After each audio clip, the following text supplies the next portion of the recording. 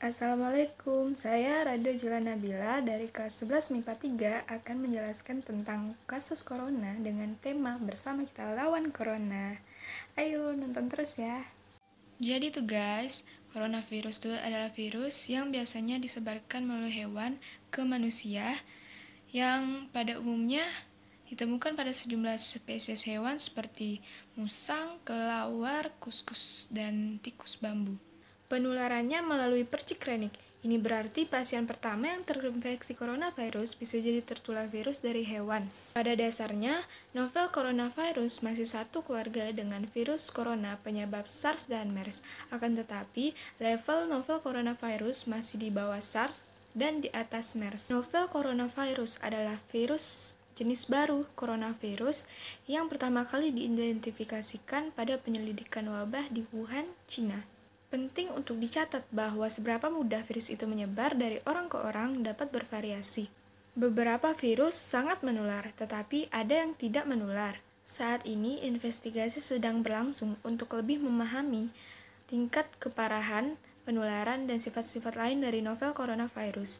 Namun, ada indikasi bahwa penyebaran dari orang ke orang lebih sering terjadi. Sampai saat ini, seluruh dunia masih terus berjuang untuk melawan wabah corona ini yang kian hari makin meluas penyebarannya. Sudah saatnya seluruh masyarakat tanpa terkecuali ikut berjuang bersama untuk melawan corona. Jangan biarkan pemerintah kita berjuang sendiri untuk menghadapi bencana ini. Dalam menghadapi ancaman COVID-19 ini, diharapkan masyarakat tidak panik, tetapi tidak boleh terlalu santai juga, tetap harus waspada, dan ikuti himbauan dari pemerintah. Sejak diumumkan oleh pemerintah bahwa wabah virus corona yang kini telah menjangkit hampir seluruh bagian Indonesia telah mengancam keamanan nasional, terutama dalam kesehatan dan perekonomian. Setelah banyak jiwa yang telah terkonfirmasi terpapar wabah virus corona, pemerintah sudah semakin mengetatkan dan menginstruksikan untuk masyarakat Indonesia bersama-sama menjaga kesehatan dengan cara mengurangi aktivitas di luar rumah. Angka penyebaran virus corona jenis baru COVID-19 semakin meluas dan bertambah setiap harinya.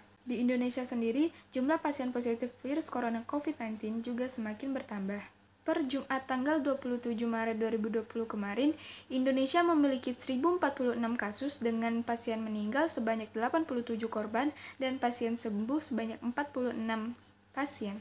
Angkanya terus melonjak hingga angka kematian lebih tinggi dari angka kesembuhan. Perjuangan tim medis kian berat, para tenaga medis pun kian kewalahan. Namun, mereka terus berusaha untuk merawat dan menyembuhkan pasien yang terinfeksi, sekalipun terkendala alat-alat yang terbatas. Jumlah pasien positif COVID-19 di Indonesia akan terus meningkat apabila kita tidak melakukan langkah pencegahan bersama-sama.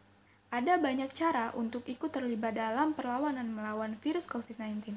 Di antaranya mengikuti imbauan dari pemerintah. Pemerintah mengajak agar menumbuhkan kesadaran diri dari individu masing-masing guna mendukung social distancing atau menjaga jarak sebagai salah satu rangkaian tindakan pengendalian infeksi non-farmasi dalam memutuskan mata rantai penyebaran COVID-19.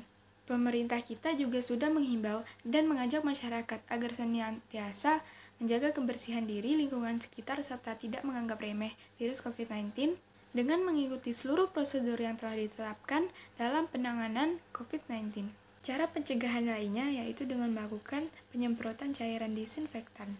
Telah banyak warga dan relawan yang telah melakukan penyemprotan cairan disinfektan ke beberapa tempat ibadah seperti gereja, masjid, vihara, dan lainnya.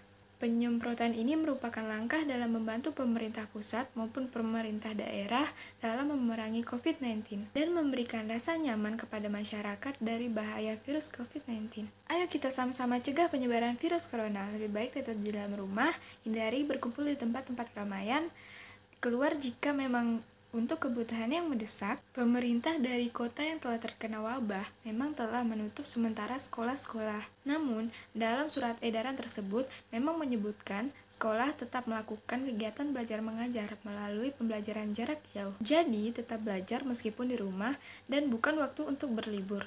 Itulah langkah yang bisa kita lakukan untuk melawan penyebaran COVID-19. Jika kita tidak bisa menolong secara langsung seperti para tenaga medis yang selalu berjuang di garda terdepan menghadapi pasien COVID-19, setidaknya pertolongan yang bisa kita lakukan adalah disiplin menjalankan langkah pencegahan tersebut dan patuhi himbauan dari pemerintah. Dengan bergerak bersama, kita pasti bisa.